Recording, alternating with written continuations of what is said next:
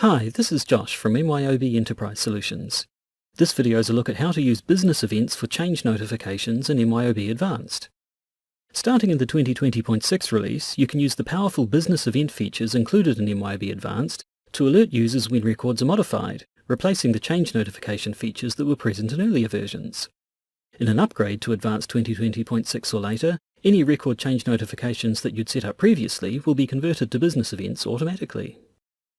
By using the business event features in MYOB Advanced to monitor record changes and send notifications, you can automate routine administration tasks and ensure that staff and customers receive alerts and reminders whenever their attention is needed.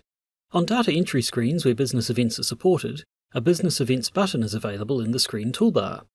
Click this button to open a window showing any business events that exist for this screen. Click Create Business Event to set up a new business event for the screen. Clicking this button and entering a name takes you to the Business Event screen, with the screen you're adding the event to already selected. As with all business events, you can then enter the conditions that will trigger the event and set up subscribers, which determine how and to whom notification messages will be sent when the business event is triggered.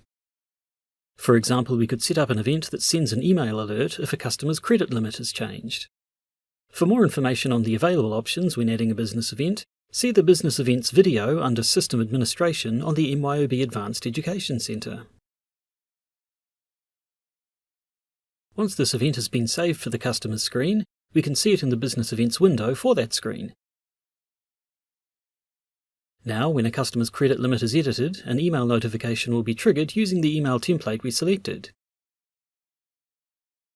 You can use the Business Event History screen to review any events that have been triggered recently. And that concludes our look at using business events for change notifications in MYOB Advanced. More information on setting up and using business events is available on the MYOB Advanced Education Centre. Thanks for watching.